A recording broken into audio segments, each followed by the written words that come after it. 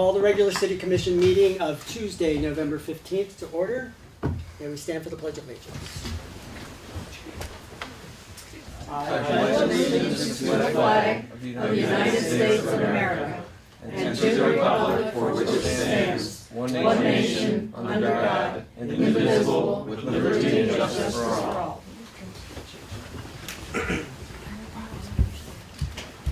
Amy, would you call the roll, please? Commissioner Foreman?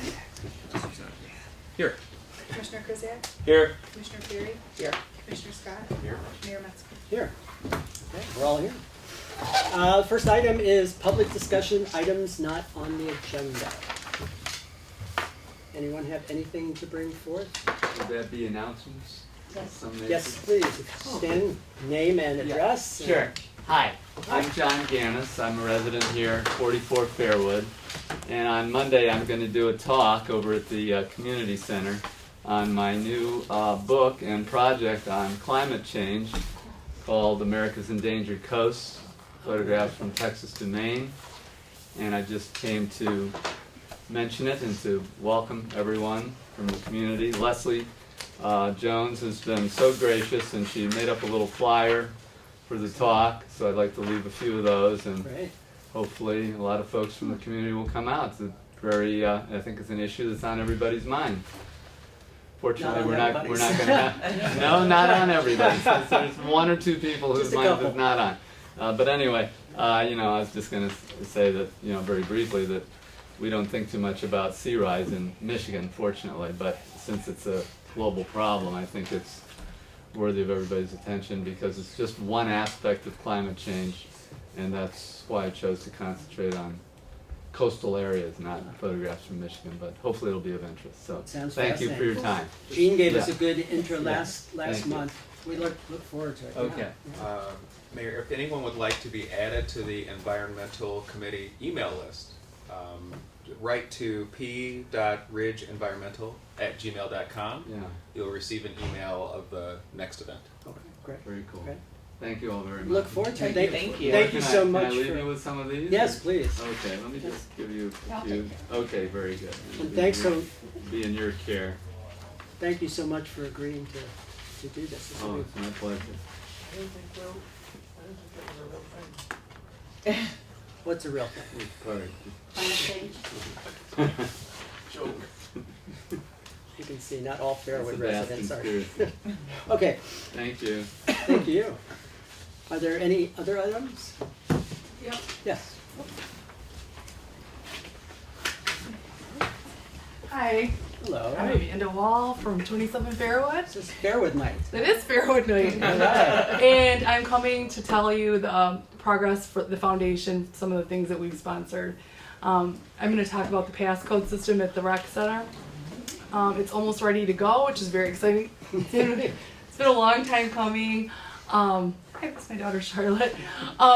It's been a long time coming, and Scott expects to have it all set and ready to go by the holidays, so people are off, so people can work out early and late and work off all the sweets. Right. The estimation is that for those who don't know the passcode, we'll let the rec center be open an hour earlier, probably no commitment, but probably around 5, maybe stay open till 12 midnight. And there's also some safeguards in place, which I think are very cool. That if people are there alone, like if you potentially have a health issue, that there's some things that we will have to give you, like kind of like a lifeline thing that you could press that will call 911 and you can talk to somebody and get you help. That's great. Which I think is really cool because it's like a safety net, obviously.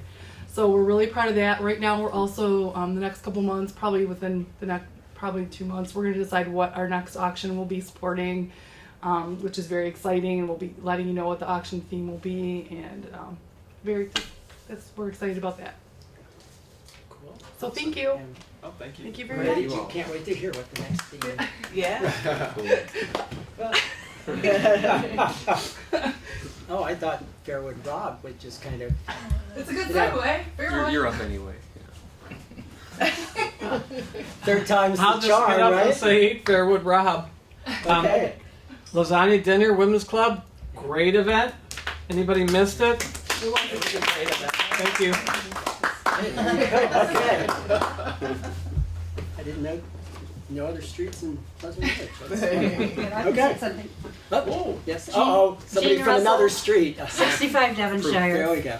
The trip to the Pewabic Tile Company was wonderful. Yeah. We participated, we made tiles. I recommended anybody to go, and maybe we can get another trip to go there again. Cool. Thank you. Great. Thank you. All right. Okay. It's all good news. Everybody's okay. I feel starting to feel better. No other items. We'll move on to governmental reports, which I think we have one. Okay. Thank you again. Thank We you will very see you. Good Good evening. evening. Chief No, I couldn't be here this evening. He's on vacation, so he sent me in his place. Not a whole lot to report this month. We've had, same as last month and the month before, just a lot of identity thefts. So just want to remind people, you know, keep an eye on your reports, on your bank accounts, on your credit cards, and give us a call as soon as you see something, and try and get the identity theft protection, because it's going to save you in the long run. Do you have any idea where they're coming from? Is it It's all online? over the Is it board. credit cards? It's credit cards, it's opening accounts, Comcast accounts, and other people's names in cities near here, cities far away from here, stuff getting sent to houses. It's all over the board. So, but we're getting a lot of them, and I mean it's not showing any sign of slowing down. So. Are you losing any packages from front porches yet? I know that there was an issue on Sylvan. There was an issue on Sylvan that's been Taken care of. almost resolved. We're in the process of resolving that. I Great. spoke with that resident earlier today by email. Okay. But no, we haven't seen an uptick in Good. that. Some of the other cities in the area have. I believe Bloomfield and Beverly Hills had a rash of them a little while back, but I believe they had a person in custody for that. So That's good. Rob, with the identity theft protection, what does that do? Do they can they stop it, or do they just alert you? they alert you any new accounts being opened up. They monitor on mine. They monitor email addresses, phone numbers.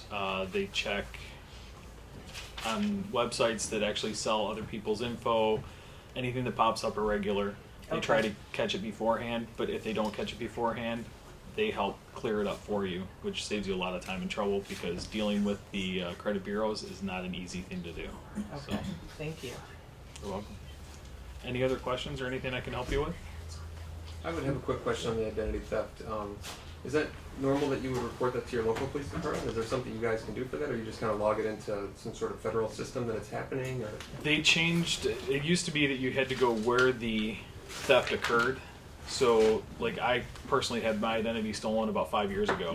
It was someone in New Jersey, or it was one in New Jersey, I think. So, if that had been the case then, I would have had to travel to New Jersey to make a report there. They've now switched the law, so it's where you live. You can go to your local jurisdiction, make the report there. We take the report, we see how far we can go with it. I have tracked down some this year, but a lot of times it is very hard to track them down, especially when credit cards are being stolen on the internet and trying to figure out where they're going. You know, especially if it isn't around here, it's hard to track them down. But we're working on it. does it get into some larger system where it would be looked at? You can contact the Federal Trade Commission. Okay. They look for trends to see if, you know, they can narrow down the search and see where. But we enter it into our report management system. I don't know where it goes from Clemis. I don't know if they enter it into something bigger. Okay, thanks. Thank you. I got nothing. No problem. Thanks. Have a good Thanks so evening. much. Thank you. Thank you. Okay. Next item, City Commission Liaison Reports. We'll start with Amanda. Thank you. Thank you. Thank you, Charlotte, for coming. Charlotte. You can present next time, Charlotte. She's like, I'm out. Get me out of here as fast as I can. She can tell us about her bug collection next time. That would be good.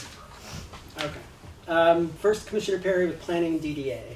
Thank you, Mayor. Mhm. The Planning Commission and DDA did not meet in November or in October, but they are there. And then we're going to combine our November and December meetings due to the holiday schedule. So the next meeting will be on Monday, December 12th. And so I hope you can join us. It's always a good conversation. Thank you. Mr. Mayor, Yes. question for Commissioner Perry. I had heard that the Planning Commission DDA may be looking at going to a different meeting schedule, and that it's not really decided yet, but do you have any more information on that? It's not decided yet. They need to discuss that. So that'll be something that will, they'll figure out, and it will be announced if they're going to start, looking at that meeting schedule. Okay, thanks. I'm sure we'll mention again, but I know that you've spoken quite a bit about the RTA. Yeah. Regional Transit, and unfortunately, my latest check, it was lost by just under 19,000 votes across the 4 counties. Driven by Macomb more than anything else, but Oakland County was 1,000 more no votes than yes votes. And I'm doing my exciting analysis. I'll tell you more later, but it's a shame that there's always talk about losing the first time around. Many of these transit taxes, but with a region that's the last one to have a regional transit system of any of the major regions in the country, much less the world, when you lose and you've got to wait for 2 more years to get anything done. Yeah. It's a shame. So anyway, that's it. Thank Sorry. you. I'm Sure. too sad to talk about it. I know. That's why I figured it. And you have the context on that too, is you've got places like Seattle where they already pay $306 per capita. And this would have cost, a fraction of that. Yeah. And Seattle then approved another $300 per capita in this election. So what other metropolitan areas are investing, and it is an investment Right. in this, Yeah. and just to compare kind of where we sit. Well, it's an investment, and you did a lot of, you always help communicate well the return on the investment too, which I think that was one of the things that I don't know if we did a good enough job getting that message out, because that is the key. It's like for the metropolitan area to be able to grow, that is vital. Right. Well, and it was, we'll go back later. Okay. Next, Commissioner Scott, Historical Commission. Just a quick update, and thanks to Commissioner Foreman for attending in my absence last week. We are planning for the Home and Garden Tour to occur on June 10th, so mark your calendars. It's already planned, and I'm certain some of you will be asked to open your homes or perhaps your backyards for beautiful garden displays. We had a really nice turnout last year, and would like to do it again next year. And then our next meeting is on December 7th. That's all I got. Nice. All right. Thank you. December 7th. That's a good day. Okay. Commissioner Krzysiak, Recreation Commission. Yes, thank you, Mayor. Our meeting in October was canceled. Bad news. More bad news. It's my understanding that we will not be having the Thanksgiving Artists Market this year. This is something that traditionally was always a nice kickoff to the holiday season here in PR. Because of a lack of interested vendors, we will not be having it this year. So I would ask if there's those of you out there who know people who have talent for crafts, have a business for crafts, if you could please reach out to the Recreation Commission, Scott,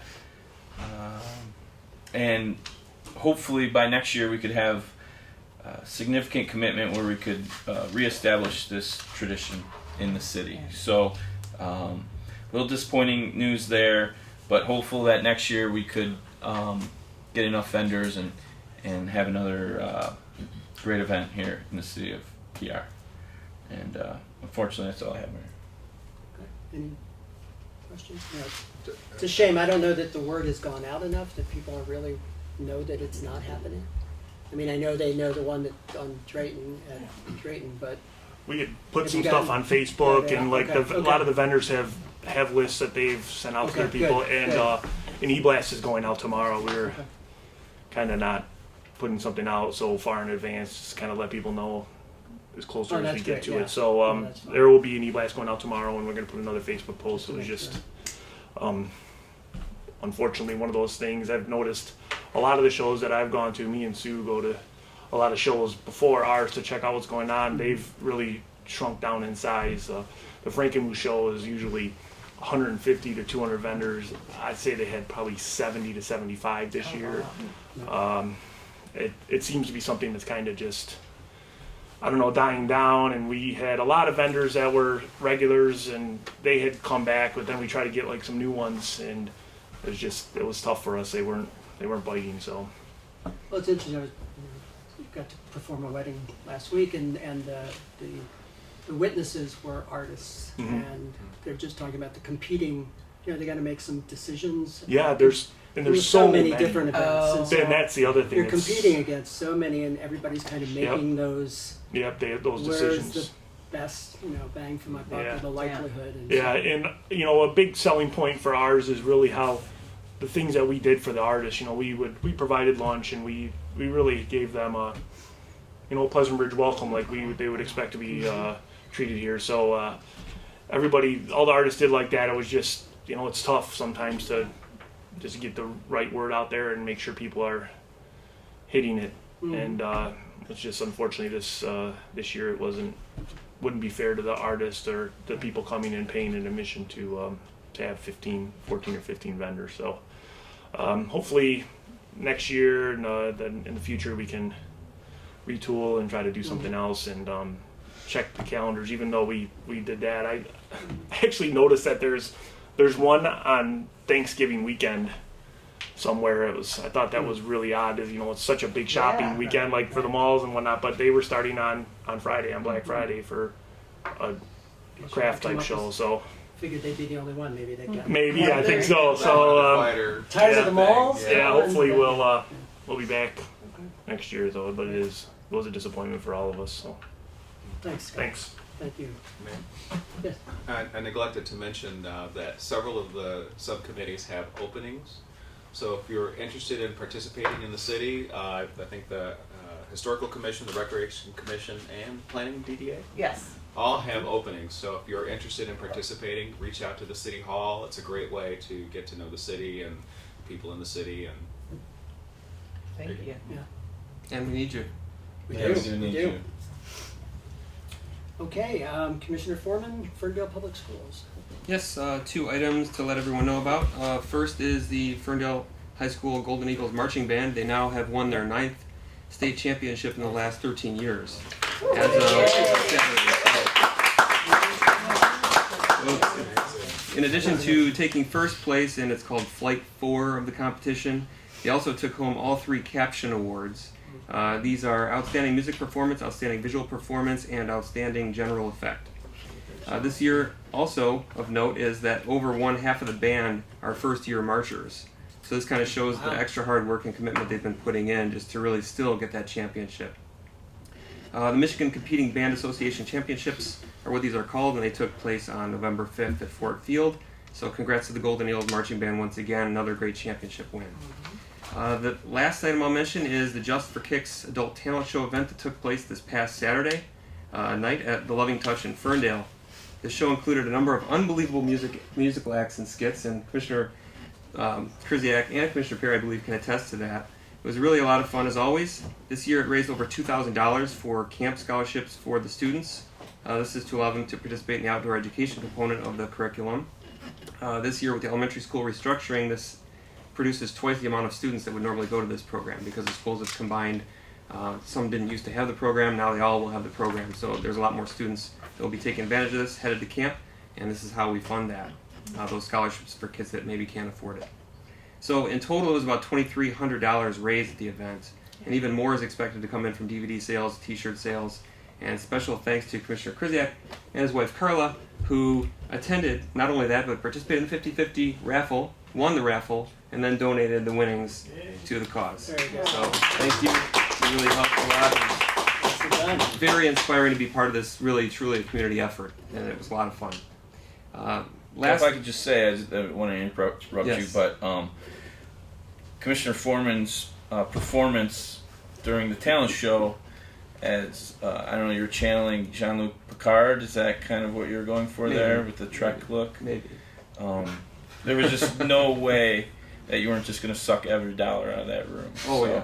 I would, it was something that Carla and I wanted to do, but also wanted to applaud and recognize the enormous work that Mary and everyone else at the PTA put into that, because it was a spectacular evening, and very glad to hear that everybody chipped in for such a significant amount. It was a great evening. Thank you.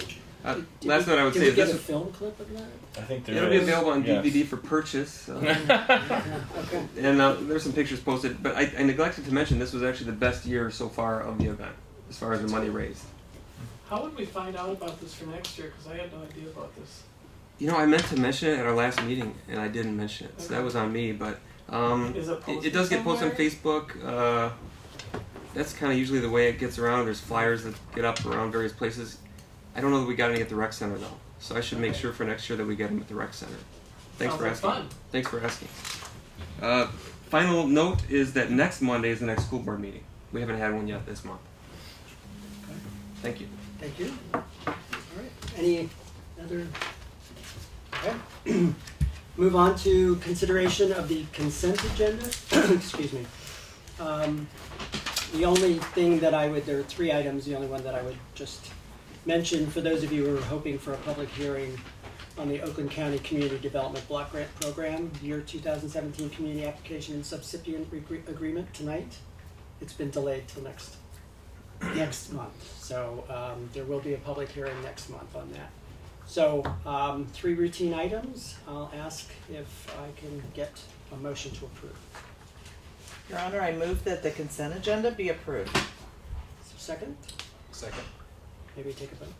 Commissioner Perry? Yes. Commissioner Scott?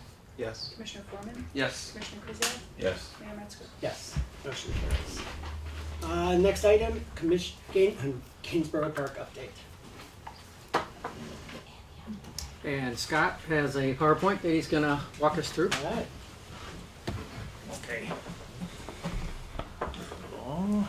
I don't know if we need to hit the lights or not. We might be John's not here. okay. I know, right? Now, Jody's been I'm just gonna watching. step over Jody's here been so I'm learning. not in the way of the camera. Shadowing him.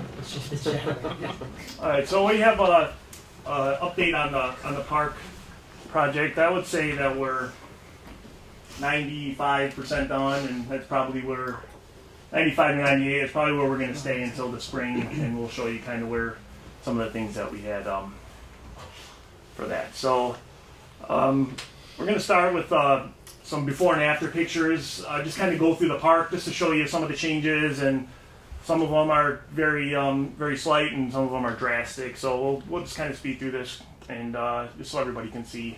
And it looks like I shrunk. Oh, am I blocking it? Okay. Looks like I might be the wrong size and before and afters, but we'll get that, yeah. So this is Flynn Field before, just looking if you're standing in at the end of Sylvan. And there's an after. It's different seasons in the pictures, but you can see we have the pathway here, some new fencing on the backstop, and the swing sets are still there, that set of swing sets. We move on to Flynn Field, looking at it from the other section at the end of Maywood. So there's a pretty big change here. You can see this Maywood curved into Gainsborough. And as we change, we have a Maywood terminating there, and walking paths going through, and some new landscaping that's going on over here that isn't quite in yet, but that's a nice change there where it closed down the road and has made it accessible for people to walk. DPW area, this is before. The fence came out to the building, did have some landscaping along the fence, and the fence was old and starting to show some of its age. Here it is new. The building has access from walking path. This is where Ridge Resale sells out of. The fence goes along the edge of the building and then back. Brand new fencing there, new landscaping, some trees, and just makes for a nicer area right off the walking path. Gainsborough and Maywood and Amherst here. This is the walking. This is the before where the street was and where the DPW building is. and this is now. The road is narrower here, and it's for pedestrian path now. This area is really has some great promise with the trees and the shade, and it's just a nice area for walking. There's a couple benches that are going to be put in, one down at this end here and one on this side. There's like a little nook that we've created in between the two buildings. So we see some real promise with this area and some things that we'll be able to do. So this is the Gainsborough and Amherst intersection before. This is the after. Amherst does go through into the new parking lot that's here. We have some water collection areas here, and they continue the walking path on through to the park and the basketball and the tennis courts. Go back to that one real quick. Yep. I know one issue that we've been having a little bit of recurring right now is cars deciding to turn here. Really? Yeah. So, if I can see that. Yep, there you go. Really? There. So, Yeah. but, have faith. There's going to be a bollard that gets added right here in the middle of the pathway. Perfect. To stop cars from turning and accessing the path. There will be a stop sign placed along the lot here on either side. And as you come this way, southbound on the old Gainsborough Drive, there is a driveway that's, I guess, sort of behind this picture. The resident will still be accessing this segment of the pathway, but there will be another bollard to the south of that driveway, to again prevent cars from having throughput on Gainsborough. So we know that that's been a little bit of an issue, and we're in a transition period right now where not all of the elements are in place out there. And we think that the elements that will be put in place will take care of this car pathway transition period. And if they're not, then we've got some ideas for further interventions that we can take to further reinforce that this is no longer a car road, but it's a pedestrian pathway. So we know about it, and we'll continue to monitor that and make sure that it functions the way it should. This is a tough turn too. You have to really you really have to navigate it. It's almost like where you have to do a 3-point. It's tough to just make a straight turn there. So the people it was designed that way to make it difficult too. So it's somebody really turning there to want to get down there. So Is there any striping plan for that kind of pseudo crosswalk at this point? I'm not sure if that was in the striping or not. No, we don't have any striping plan. It's certainly The something bollards that would be could be added Yeah. with the We got good bollards. striping. Hopefully, obviates the need for that. Yeah. And the stop signs will help with that too. So, Scott? Go ahead. question while we're talking about this topic. So, with the bollards in place, who will be permitted to use it? Will police? The bollards will be able to be removed by public safety, by police, by fire. But somebody have to get out and remove it. It's not pop up or something. Or, Yes. Okay. Right. Okay. So police, fire, Yeah. the public works supervisor. Mm-hmm. Okay. Correct. Scott, can I, is it possible we bump back to the Maywood? There? The next one, One more please. back? Actually go back. Keep going. To the Maywood intersection. Yeah, because the Right here. because some of the people I've talked to on Maywood are having the same concern, and I know the bollard was planned to be an obstruction down the road, but if people are kind of getting on there and then experiencing the fact that they can't get through, Here it's very difficult to drive on the road. This is not wide enough for a car. Yeah, but people are still But doing people it. are still doing it. So, anyway, so you've seen you've seen in the alleyway at Ameriprise yeah, where we've got those planters. yeah, For the time being, yeah. we may locate one in front of. I was talking about this with with Tim Yeah. from DPW. We may put one of those planters right here, Okay. and we could even affix a dead end or put a road end sign on the planter and then plant it. Particularly during this, as people get used to this change.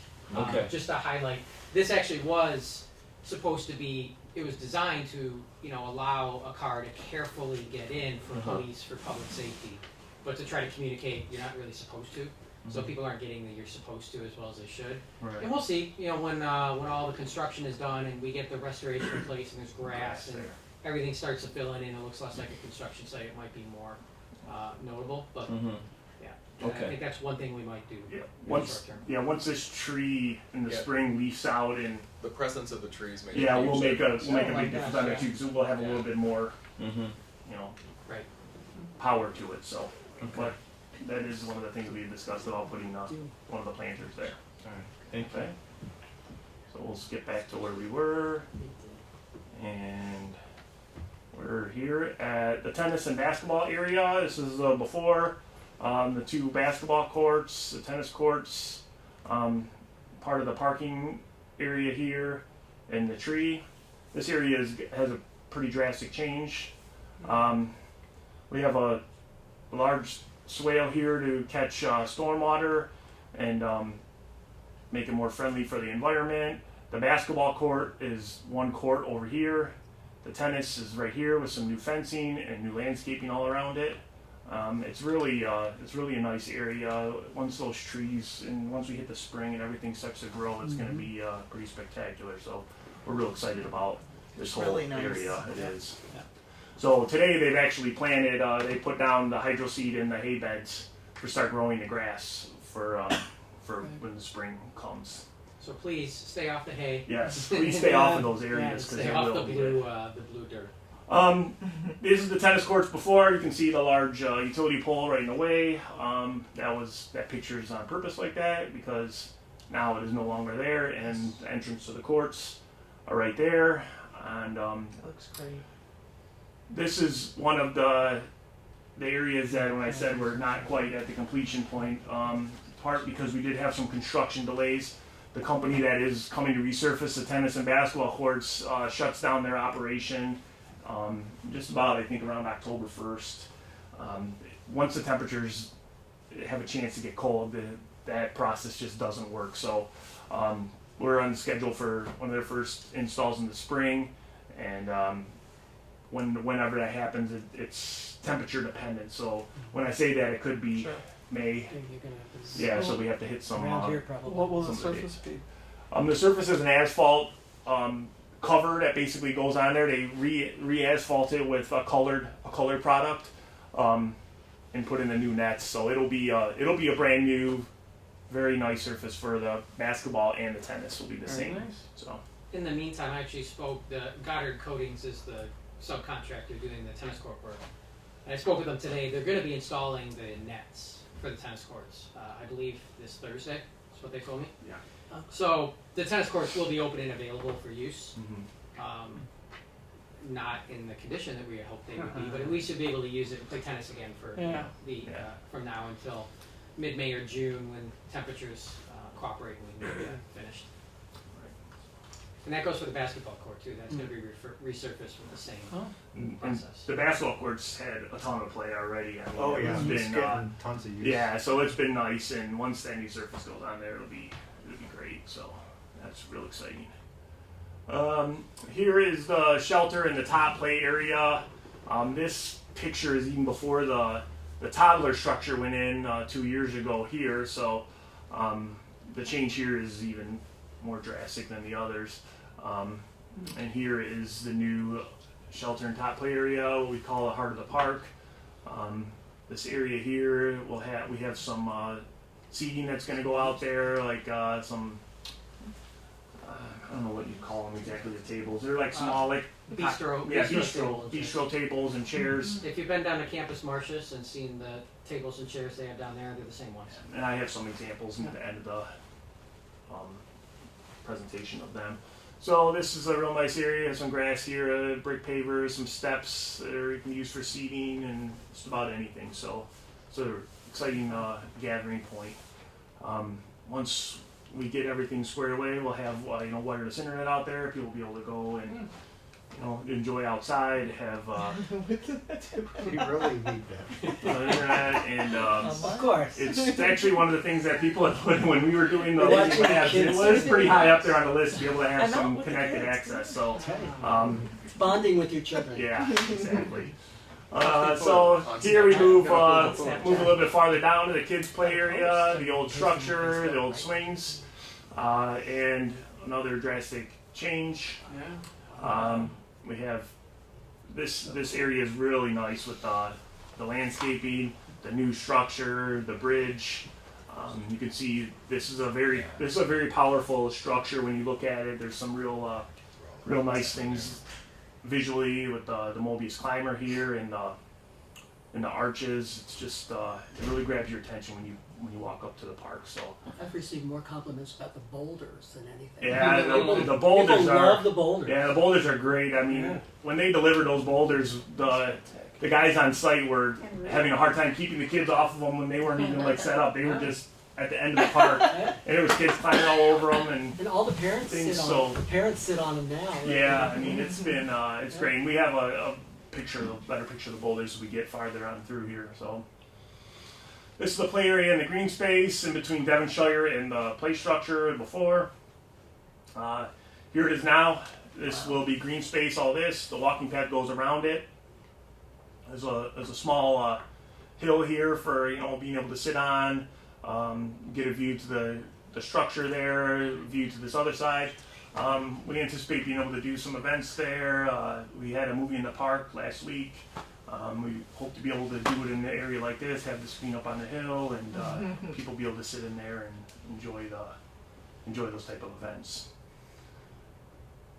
This was the community garden area before. This is in the Devonshire parking lot, and this is the area now. The community garden is being relocated to the end of the dog run. So this is the walking path going through to Kensington, and this is the dead end of Kensington. This is definitely the most drastic change, no doubt, because that's where the house used to be. So of course the city had purchased that house. And now the pathway goes all the way through into where the community garden will be over here, and a dog run entrance there. So here's some of the highlights, just some close-up pictures of some of the things, some of the stuff you can expect in the park as we move into the winter and getting ready for spring and summer of next year. The new play structure, we have the global motion piece right here. This spins, it's 2 levels. First install in Michigan. I've already been contacted by 2 departments. They are going to come and visit and see the install. It's a pretty nice piece.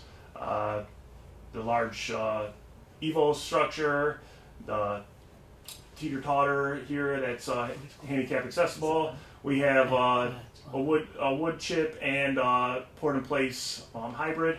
Some people had said down at the park, it looks like they put that in all wrong. It's like not even in the spots that it should be.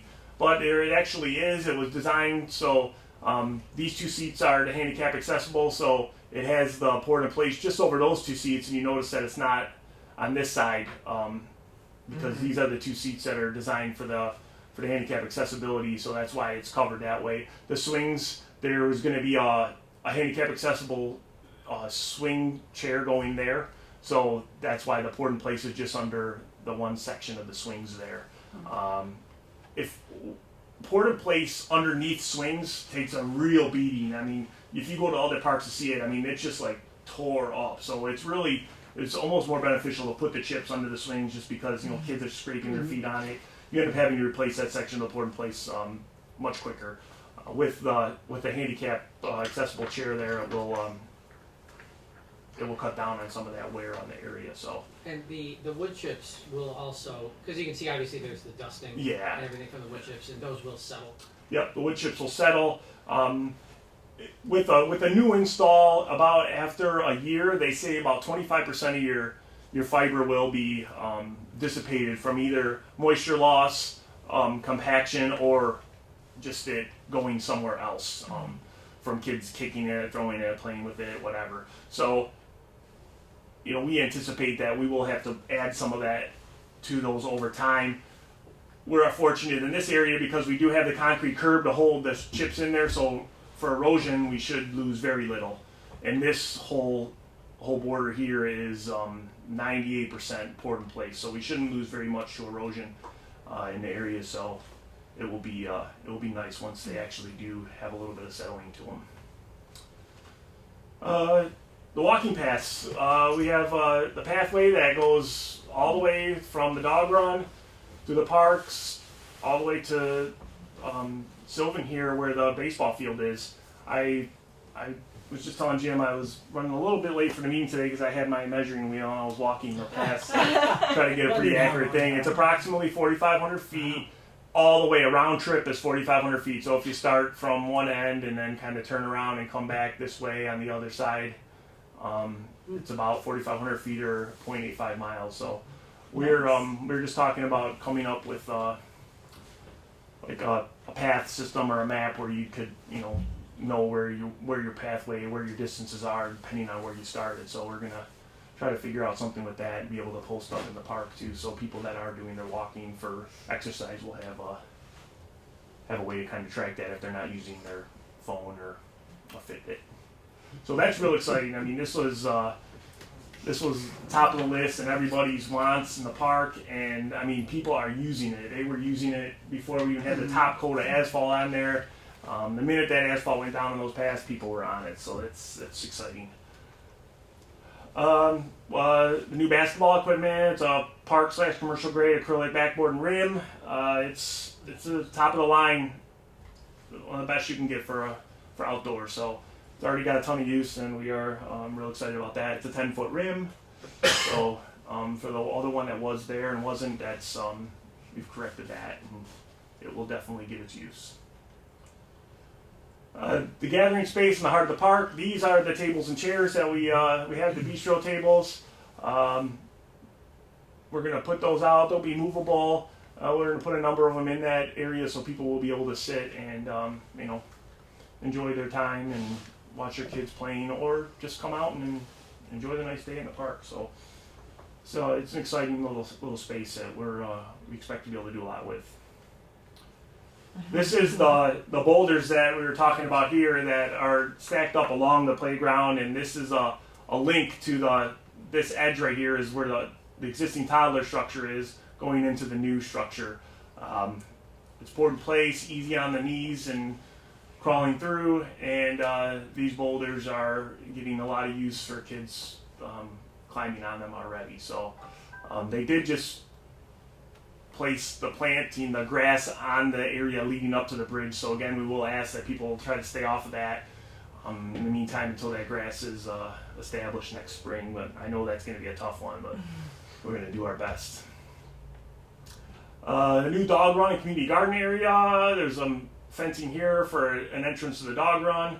A small dog area is included in there, and the community garden will be in this area here. So this is ideal for the garden. This is the first time to really see shade all day. This picture was taken late in the evening. I want to say like 5 o'clock or something. So it's pretty regularly have sun on it. So That's a 5 o'clock shadow. the gardens, the gardeners are excited about that area, and they're going to start working on it already. So Scott, Yep. If you mind, mm-hmm.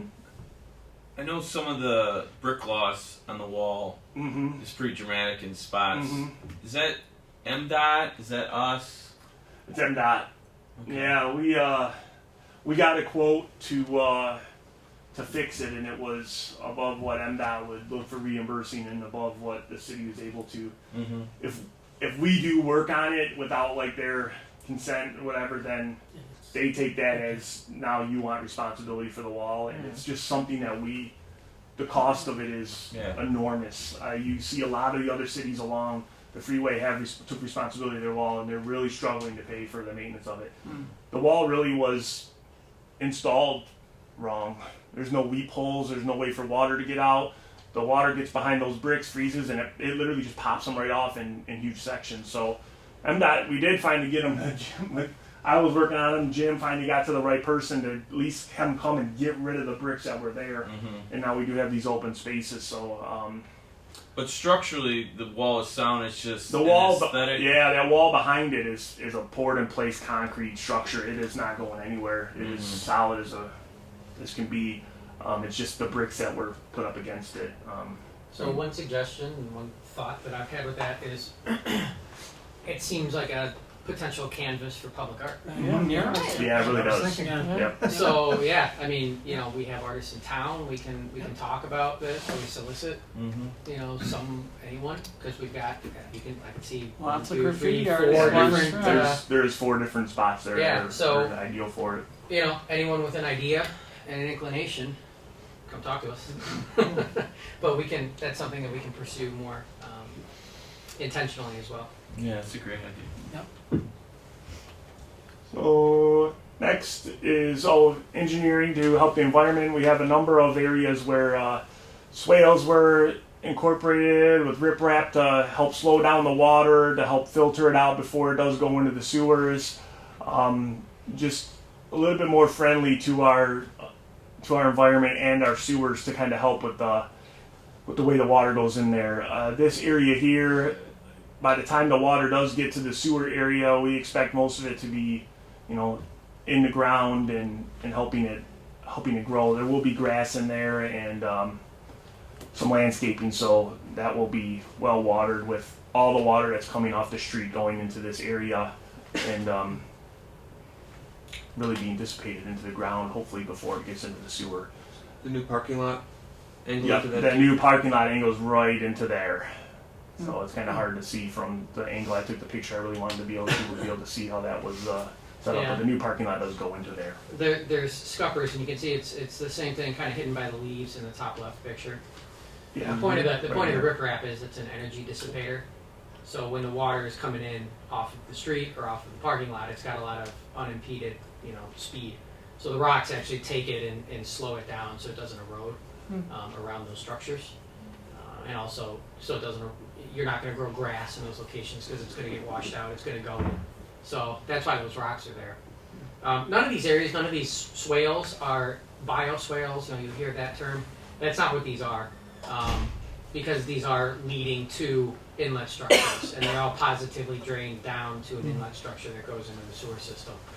One of the things that we had hoped to do was to make these actual bioswales where the water goes in the ground and not into the sewer system. But as it turns out, the water table is a little bit higher down in this area than we had initially thought. Doesn't give us the same infiltration volume, and we just didn't have time to get that all figured out with the compressed time frame of the project. But that's something we may continue to look at with the EQ. We may have a grant opportunity still to do that, but that can all be retrofitted in. These are kind of blank canvas areas that have been designed to easily be converted to bioswale areas in the future. Should we find funding for that? But if we don't, then you know some of the water will infiltrate into the ground that didn't before. So we'll be putting less into the sewers, which is good. But we won't have a lot of standing water. We think, you know, we'll live with the park and you know address any situations we have. But it's designed to not hold any standing water anywhere. So we shouldn't have any problems with mosquitoes or ponding or you know any other things you get when you have stagnant water. Okay. And new programs and events are already happening.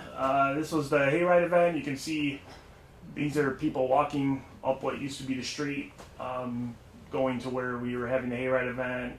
You know, selling food, and the petting zoos were in here, and our hayride was actually loading at the end of Amherst there. So it really allowed people to envision what these, you know, what used to be a street is now comfortable to walk on, and it was really cool. I mean, it was like people are walking on the street, and it just really let us see the potential of what we have for these areas. You know, to be able to do maybe a large event that spans the distance of the park, and be able to use these streets as our walkways and be able to put things in this area to, you know, bring people out. So, and here was our movie in the park event that we had last weekend.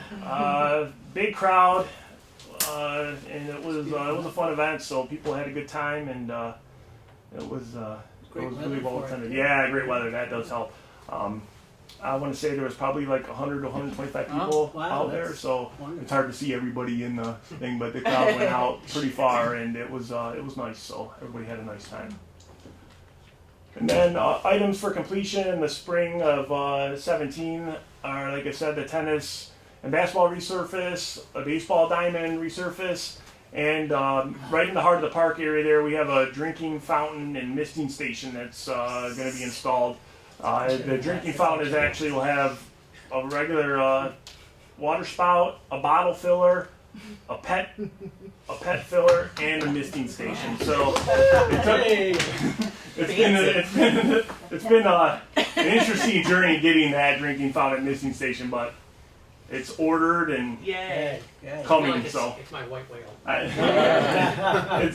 It seemed like every week on about Thursday, about the same time, I'd hear like Jim yelling to his office, "Hey!"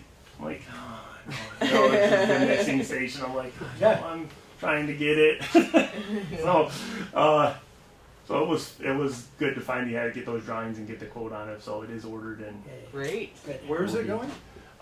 it's in the. I don't know if I am able to pull up a picture of where it is going. In the like I don't know if I show one on here. Yeah, I'm trying to get there. It's going like basically in front of the just to the side of where the new play structure went in. Would we say like kind of like right here? Yeah, you can actually see there's a blue water service line and a drain pipe sticking up. Yeah, sticking out of the ground. So it's right in this area here. It's kind of hard it's to. plumbed. It's plumbed and ready to go. Right. And there's a cement pad there, right? Not yet. There's a cement pad That's right actually- next to it. Yeah, that's for the bike racks, but Mhm. when they install the misting station, they'll pour a new cement pad Right. specifically for that. So it is going right close in that area. So. Seasonal. What's that? It's seasonal. Yeah, it will have to be turned off in the winter, just like any of our outdoor fountains. To get the fountains so they are year round in Michigan is quite. They actually put heating lines on the pipes, so you have to have power to them. So. Is the turtle going to move or be shored up or anything?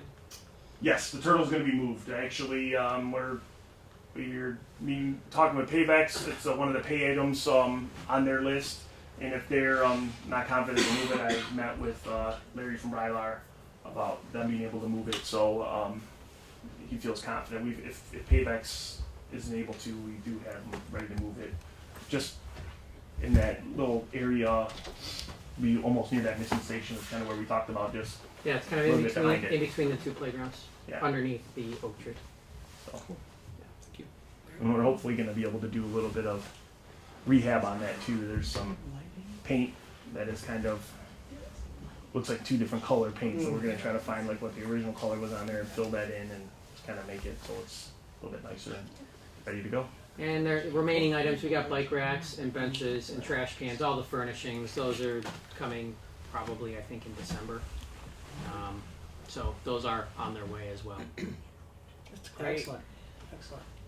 I've heard nothing but just glowing reviews from people with kids, people who are walkers, people who have dogs. Everybody is really delighted. Yeah, when I was walking tonight with my wheel, there was a gentleman there that had a little red light on his dog, and he had one of the headlamps on there. That was me. Oh, that was you. There you go. I couldn't. I said hello, and I couldn't. It was so dark, I couldn't see. But as you were wheeling by. Yeah. So it's definitely getting used, and it's been for me. It's been any part of 16 years to when I started thinking about something to do over in that park. So it's definitely exciting, and we're ready to be done. Now it's been a long road with the contractor and getting it finished, and yes, we're ready to be finished now. So I assure you, the neighbors adjacent to the park have the same readiness. yes, I'm sure they are. So we're Speaking for those, you talking about Allison? they are still they're still working on getting the hydro seat down and the hay blankets for that grass so it can start to grow in the spring and be finished. So. You guys did an amazing job. Yeah. Seriously, thank you. Thank you.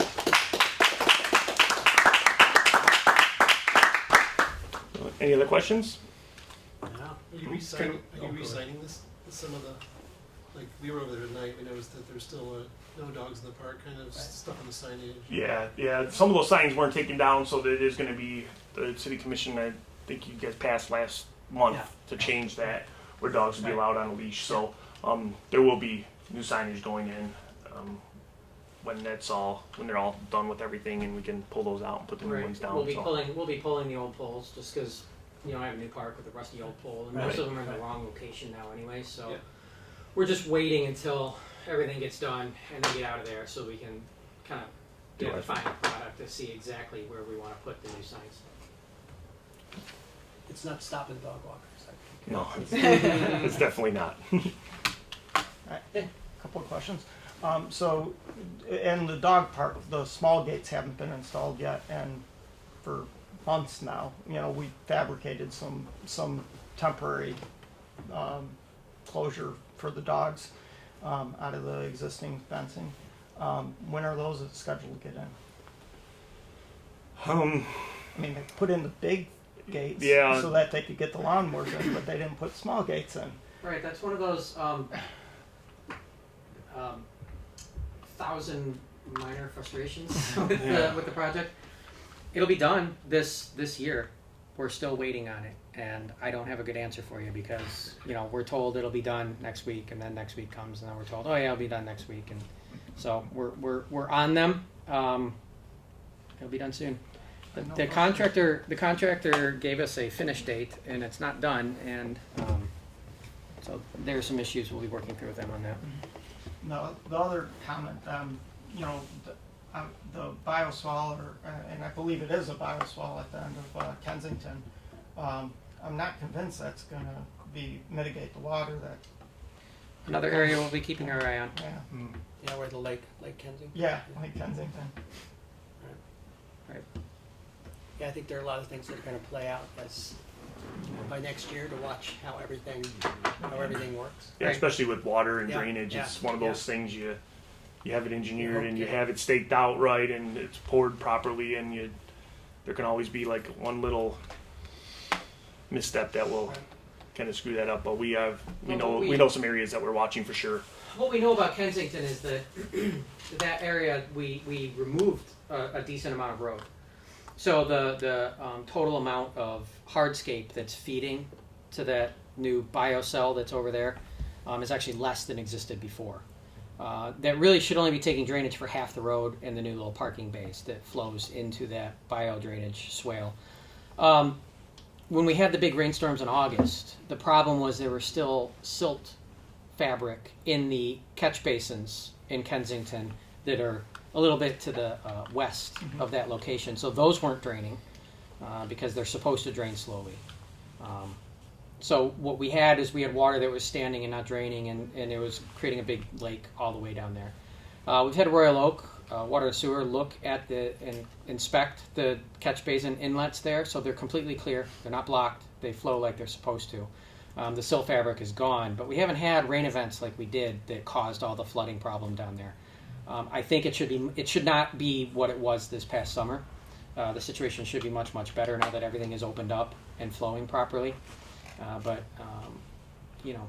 like I said, we'll keep our eye on it and just make sure that that's the case as we go. If it isn't, is there a recourse? There's not a recourse because that was the design. And we think it's going to work. If it doesn't, then we'll reassess and we'll come up with something else. Yeah, it's possible to change the inlets on the drain that's down there, or something that we can do to maybe allow more water to go through there. But it is like just kind of a wait and see. And well, if you look at the alignment of the manhole covers, it does kind of run right through that area. So it would be just a matter of digging through and putting in some drainage. Right. It can be done. It's not a long way away. Although that would be the third time that'd be dug up. Right. So we prefer not to. Right. I have two questions. As I know we approach the slow end of this for the year, do we have plans to get some street sweepers through and clean up all the pathways? Because it would be nice that they were. Yeah, they're still in part of their major messy installation, especially with the hydro seed. It has the ability to create a real mess and dust. So that will be once everything's completed, they will come through and sweep everything up. It's just right now, especially with the landscape guys, they seem to be making quite the dust pile. So Second question, do we have it budgeted in the winter to keep that clear of snow? To keep the path clear of snow?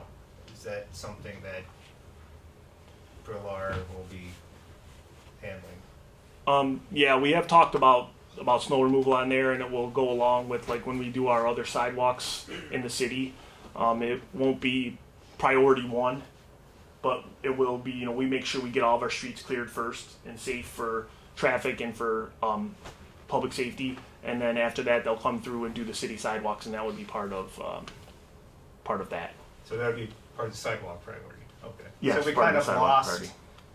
Understand we've kind of lost when that was a street. It was kept very well clear of snow, and people would walk on that throughout the winter because they couldn't use the sidewalks. And now it sounds like we're losing some functionality by having that be not the top priority. Right. In being a lesser the priority. street section, I don't know if they'll be floating through there to do the snow on the parts that are the walkways. It's something we have to talk with Rylar and see what equipment they have out. I would just say there's probably going to be a lot of citizens that will be concerned if it's not cleared of snow, and because people do still use it. We'll use it a lot in the winter, walking their dogs, walking, So absolutely. So it is one of the things we have on. But we've always done our streets first and made sure that our police and fire can get down the roads, and citizens are able to drive their cars. There's a much more chance of something happening in someone's vehicle safety wise than walking, but it will be on the secondary priority list. So if there's a snow event, it might not happen the day of the snow event, but the next day was what we've kind of talked about with our DPW supervisor and Brylar. Our internal standard for getting all of the sidewalks cleared in the city after a snow event is within 48 hours, but typically 48 hours is the longest. That's where if you get a snow that starts at 7 a.m. in the morning, anything that starts later in the afternoon or whatever, it's usually the next day, the day after. So they'll be cleared expeditiously. And does that include the new asphalt paths as well? Yes. Anything else? Anything else? Great. Thank Well, you. thank you again. I do want to thank Jim, One last City thing. Commission. One last Oh, thing. go ahead. Sorry, I'm at the dog park every day, so I have dog park questions. So there was talk about closing down the original entrance and moving it to the other. Is there any consideration to having two entrances? Because I know that's a strong topic of conversation at the dog park, especially. Yeah, what we're doing right now, and Scott's working on this actually, is we see the value in keeping both entrances open, but we have to find an entrance key system that can work at both sides, and there's a power drop at the far end right now that powers that entrance. We don't have a power drop or a meter at the new end. So we need to figure a few things out, whether we need to run an electrical line that connects the two of them, or if we can get a battery-powered entrance system.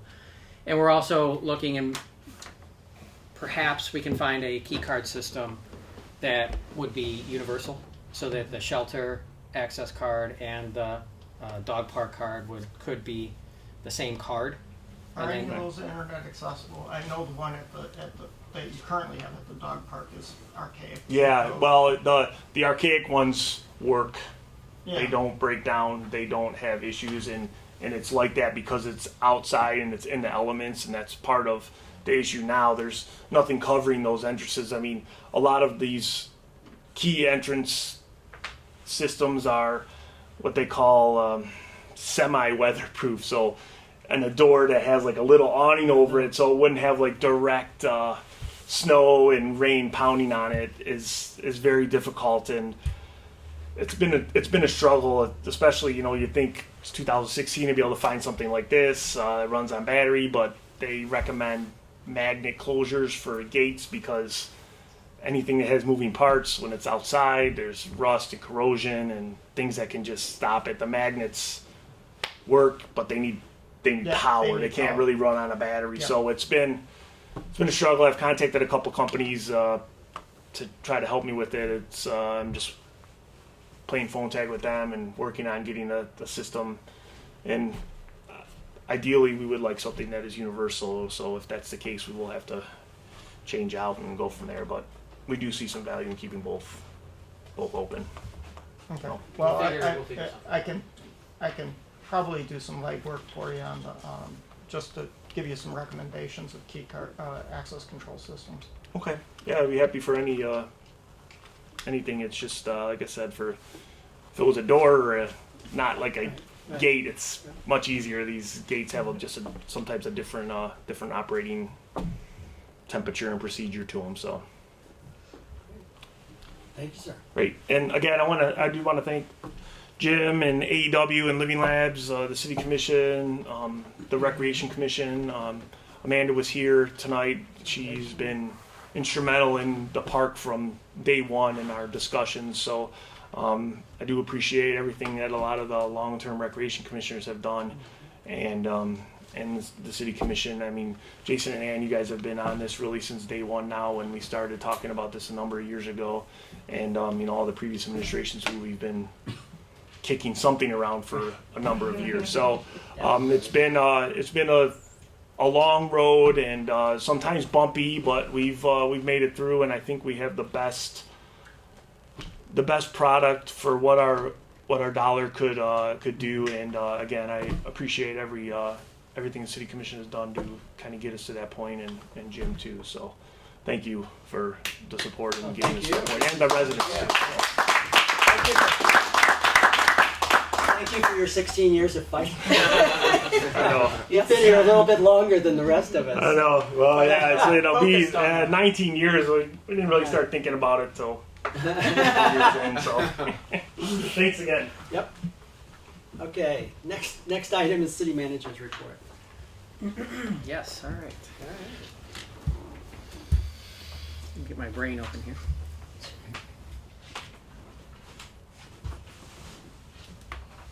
We have a few things. Actually, Commissioner Foreman and I were emailing today about some, I guess, just checking in on a number of things that are have been in the works or going on, will be in the works. So the road bond status, you may recall a couple months ago, we started the process for passing some bonds to do some of the street work remaining in town. Today at 5 o'clock ended the referendum period for that, so we got no referendum, so we do not have to take this to a vote of the people. So that's the first hurdle. AEW is continuing on design work. If you live on Norwich or Hanover or around Norwich and Hanover, you've probably seen surveying crews that have been out. They've been doing the topographical pickups for the design work for the streets. So AEW is proceeding on that. The sewers will be inspected and cleaned on Norwich and Hanover here probably in between Thanksgiving and Christmas. So we'll get a good sense of what kind of work needs to be done on the sewers, either before, during, or after the road project. We know that Cambridge, West, and Oxford are in line to be lined. So those sewers will be, basically they run a liner through the sewer and then expand it, and it's like getting a brand new sewer that provides extra support and gets you another 100 years, hopefully, since those were put in 100 years ago. It's possible that Norwich and Hanover might need the same treatment or not. It just depends road by road. So that'll be coming. And then into the spring, we'll be bidding this out over the winter. We're shooting to have an award for the road project in March. Once we get the bids back for that award project, that's really the bond process at this point is just waiting to get the bids back to see what kind of funding we need for these streets. So once we get the bids back, the road bond process will also proceed. We'll hopefully award the contract for Norwich and Hanover reconstruction in March at the City Commission meeting. And then the bond funding will probably come in March or April for final approval by the City Commission. And then we can float the bonds and start the street work next spring. And hopefully, knock out those two remaining residential streets in town. Ridge, Indiana, Bermuda, targeting 2018 for now, for those.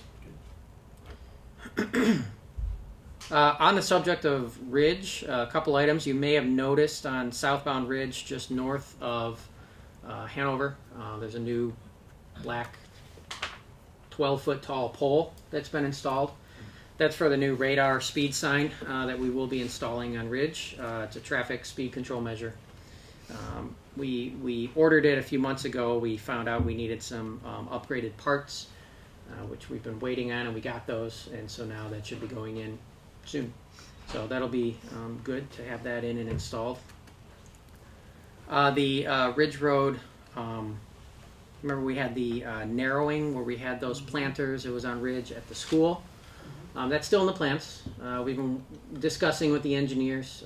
We did some preliminary costing to actually do that project, and it didn't make sense from a cost perspective to do that immediately. So we're rolling that in as part of the Ridge Road reconstruction. It's a lot more cost effective to do that when you're already out there digging up the road and reconstructing things. So that's still on the books. That's still going to be done. It'll just be done with Ridge Road when the whole road gets reconstructed. Sidewalks. We are just now beginning our sidewalk program for this year. I talked about the misting station being my white whale. Getting a sidewalk contractor this year was my other one. It was unbelievable. But we finally partnered with Oak Park on some miscellaneous concrete work that they're doing on sidewalk and street patching work. And that contractor was in town today starting to work. This last year we replaced a lot of the large heaved sidewalk flags that were on the east side of town. Still a couple that we have to get. But this year we're concentrating on the west side, mostly between Woodward and Oakdale. So you'll see some concrete work being done there. Got word today that we're also going to fix all of the Woodward sidewalks on the east side, but that probably won't happen until spring now, just because of weather and the time of year. So that's disappointing, but it will be done first thing. That's great. Yes. And again, please, we need many applications for our historical, recreation, and planning commissions. So let me reiterate, if you have any interest in that, please contact City Hall. Applications are on the website. We'd love to have you volunteer to serve. We do have a number of events coming up, and I don't know if Scott, you want to mention any of these, but we have a toddler Christmas party, the Christmas tree lighting on December 5th. You know, the Garden Club has a couple of their major events coming up. They have a Holiday Greens workshop on the 7th at the Community Center.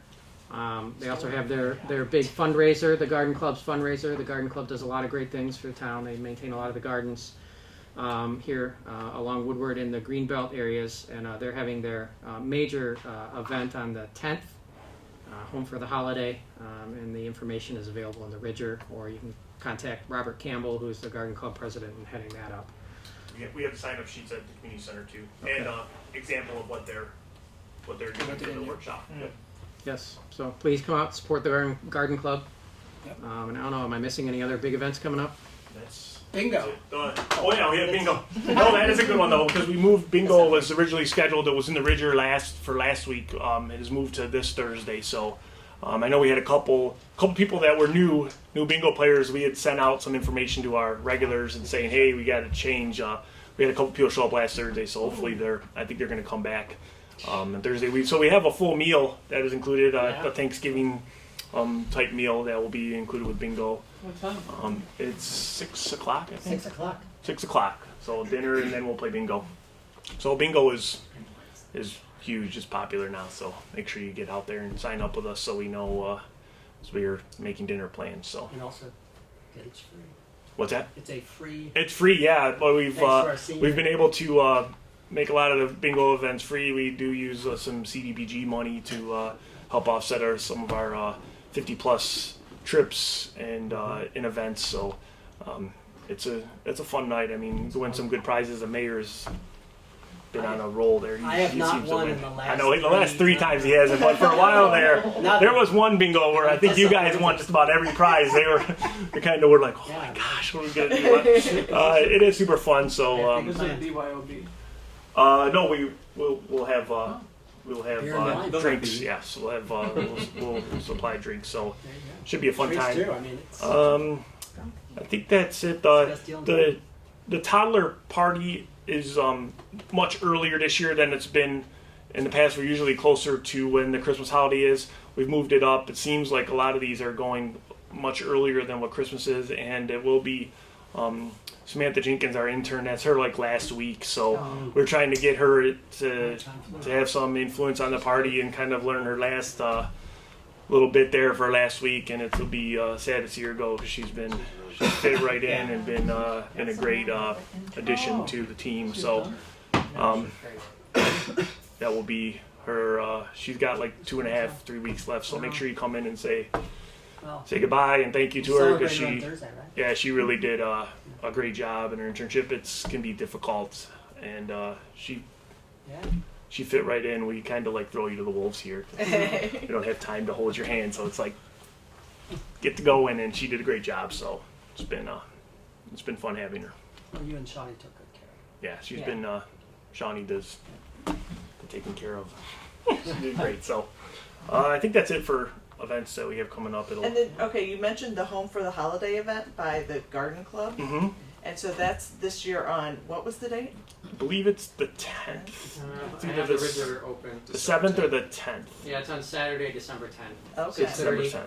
And contact Robert Campbell? Yep. Robert Or Campbell, if you come by the community center, they have little sign-up sheets there. You can fill out the info and then get it to them. Where's the party at? It's at the community center. Oh. They do like it's what they call a greens workshop. So they put Greens together. Workshop, That's different. Yeah, The Home Greens for the Workshop- Holidays is probably at Robert's house then. Yeah. Yes. And the Greens Workshop is Wednesday, December 7th at 6:30. That's what at the 7th community was. center. Okay. Great. I knew there was a 7th in there. The Home for the Holidays event is typically at Robert's house, so you would contact him on that. Yes, so that's a party. Yeah, that's a party. With all that goes along with Yeah. it. And the Greens one is a workshop. The And Greens is a workshop fun where you too. build It says you will create a festive centerpiece. Materials Nice. and instructions provided. and that's where they have the examples out. They have one at the community center. So The examples yeah, out? It's, Okay. It's pretty elaborate. topiary. So, yeah, it's very nice. Oh, is it? Yeah. So, and yep. So I think that's about it coming up. So check your Ridger and your e-blast. Check your Ridger.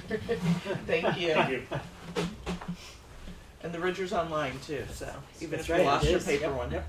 Just scroll down to the bottom of the homepage. Okay. Anything else? Any other questions for Jim? Okay, let's move on to other business. What? I said thank you. Oh, that was very nice. Who wants to start with other business? Mr. Mayor, I have a quick one. Yes. I know everyone has been waiting to hear about this. This is our Halloween candy collection. I don't have a nice picture on the display today, so it's on my iPad. I don't know if everyone can see that, but this is a recycle bin filled with candy, overflowing with candy actually, and it's quite compressed in the bin. So I posted on Facebook. Just anybody have any guess as to how much this actually weighed? Last year we took in 82 pounds, which I thought was quite a bit. This year we took in more. So a few people guessed, and there's one person that's very close. The total amount is 99 pounds. Wow. Oh my gosh. And the winner for the second year in a row is Jason Bandy, who he doesn't live in Pleasant Ridge He doesn't anymore. live here anymore. What? He's still Phone really, in really again? sharp on his estimation skills for candy. So he'll get some sort of bragging rights for another year. It really went to his head this past year, and I'm sure it will again this year. But 99 pounds. So thank you to all of our neighbors that contributed all their extra candy. It was an unbelievable amount of candy. Of course, I'm not in the best shape, but I could not carry that for the life of me. I had to make multiple trips to my car. So thank you all very much for your donations. Real quick on that, I want to say a special thank you to some of the people that actually gave out all their candy at their house, and they went and purchased some candy to be able to donate to the fund. Yeah, so it was. I want to say at least 3 or 4 people came in and said that. So, that was awesome for people to do that. So someone even donated their car keys. Yeah, that's funny. I don't think that was intentional though. So thank you all. Really, it was another great year, better than last year. That's it. Yeah, thank you, Mayor. Just a reminder for the book club. We'll be meeting Monday, November 28th at 7 p.m. at the community center, and we'll be reading The Brief and Wondrous Life of Oscar Wilde by Wunat Diaz. And if you're interested, Oscar, and I'm reading from the back cover because I haven't, you can tell where my bookmark is. I haven't got into this yet, but Oscar is a sweet but disastrously overweight ghetto nerd, a New Jersey romantic who dreams of becoming the Dominican J.R.R. Tolkien, and, most of all, of finding love. But Oscar may never get what he wants. Blame the Fuku, a curse that has haunted Oscar's family for generations, following them on their epic journey from the Dominican Republic to the United States.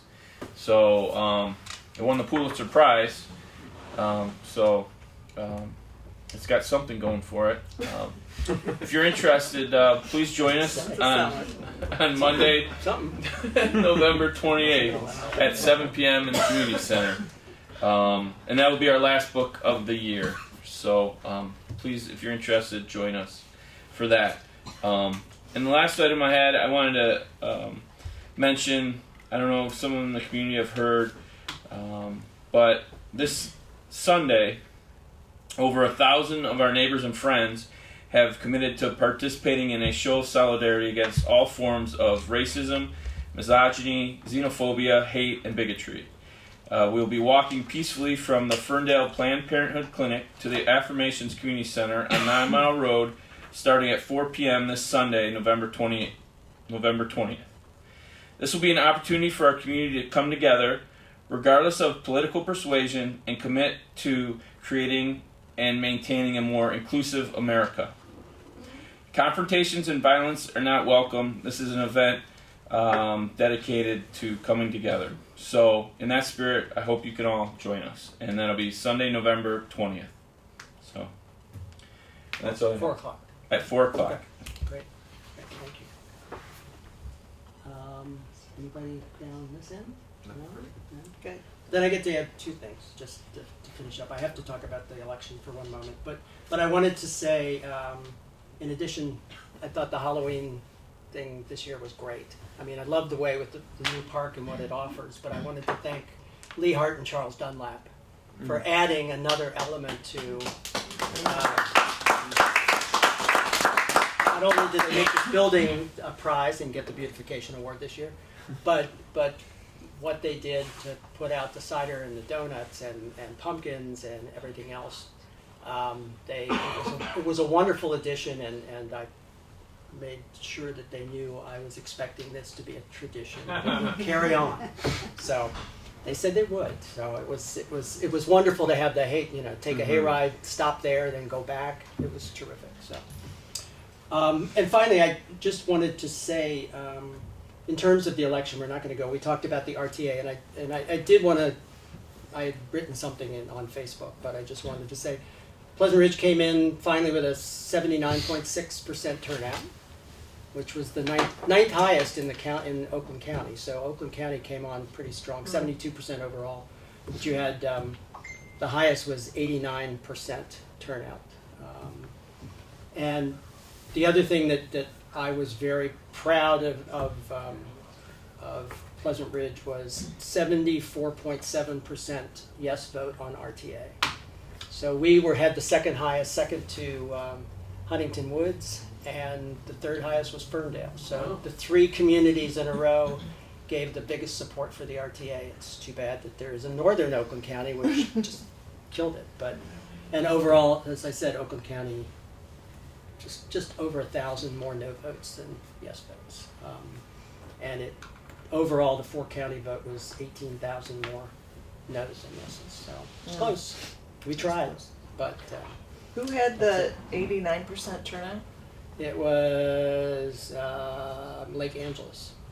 Tiny little place. Yeah, but I never heard of It it. was in the ranking for the... What I found was interesting. The ranking for the county was highest in turnout, lowest in support for RTA, and highest in support for Donald Trump. Interesting. So, where is it? It's up there. Up there. So, yeah. Oh, okay. A wealthy little community. Yeah, very up wealthy. There. So with that, if there's yes. I know we emailed briefly on this, and Amy, I know as far as our voting rolls, and you talked about a little bit about how our percentages are skewed because of having people on the rolls who maybe don't live in the community anymore, who have since passed away. What is the process for correcting that or winnowing that down to legitimate registered voters? So the state sends out notifications when you haven't participated in a general election for 3 general elections. We send out notices ourselves as well. But you can stay registered at your last known address. Mm-hmm. So if you live overseas, for whatever reason you want to move to California, you want to keep your Pleasant Ridge address, you can do that. Okay. We have several people that live overseas that still have their Pleasant Ridge address, and they no longer own the house. Mhm. They can stay registered as a resident. Yep, so we have, as of this year, we have 2,331 registered voters. We only have 2,550 odd people altogether. We have less than 2,100 people 18 and over. So we do have a little more people slightly over registered. So if you could get those numbers, you'd have a higher turnout. Of course, that plays out Everybody in would. every community. Mhm. Detroit has always been a problem. So Right. yep. Well, May I say we'll work something? on it. I'd like to congratulate Amy on Yes. the smoothness of the whole election. Yeah. Yes, it was. That actually goes to the workers. And the workers were great. Yeah, Yeah. they do a fantastic job. It's a long day for them, and they do a great job. It's a great group of people that are willing to step up and do that. But I thought the preparation of moving the entry into the next room and adding all the voting booths, Yeah. so-called voting booths, Right, little right, tables with, right. We wanted to make sure that really not- made it smooth. Very little people had to wait outside. Yeah, it made that it- was what we were. Made it very smooth. Did you have lines at any point that people had to be We outside? had or? we had lines. I think it went to the first set of doors. Okay. Community center, and that was first thing in the morning Mhm. between 7 and 8, and then after that it was steady but Pretty not smooth. a huge line. So yeah. It's great. That was great. So, all right. There's nothing else. Is there a motion to adjourn? So moved. All in favor? All right. We are adjourned.